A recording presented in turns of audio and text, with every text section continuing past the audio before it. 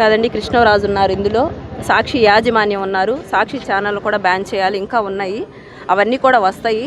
వీళ్ళని ఎందుకు నేను ఇలాగ అడుగుతున్నానంటే, ఆడబిడ్డ మాన ప్రాణానికి రక్షణ లేనప్పుడు, ఆడబిడ్డ మాన ప్రాణాలకి ఇబ్బందులు కలిగిస్తున్నప్పుడు, ముఖ్యంగా దళిత మహిళలు బయటికి రావడానికి తలెత్తుకోలేక వాళ్ళ పిల్లలు పెళ్లి చేసుకోవడానికి కూడా ఇబ్బంది పడుతూ ఆ పిల్లలకి జీవితాంతం కూడా ఇళ్లల్లో పడి ఉండే పరిస్థితిని తీసుకొచ్చినప్పుడు దానికి చట్ట ప్రకారం ఏ విధమైనటువంటి చర్యలు ఉంటాయి అవి తీసుకోమని నేను అడుగుతున్నాను.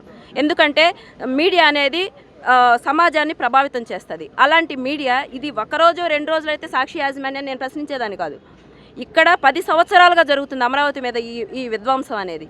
ఈ అమరావతి రైతులు మహిళల మీద మానసిక హింస అనేది 10 సంవత్సరాల నుండి మేము మానసిక హింసకు గురవుతూనే ఉన్నాము. మొన్నటితో మేము మానసికంగా చచ్చిపోయాం. ఇది మానసిక హత్య మాకు. కాబట్టి దీనికి పరిష్కారం కావాల్సిందే. ఎట్టి పరిస్థితులు ఇంకా ఉపేక్షించేది లేదు.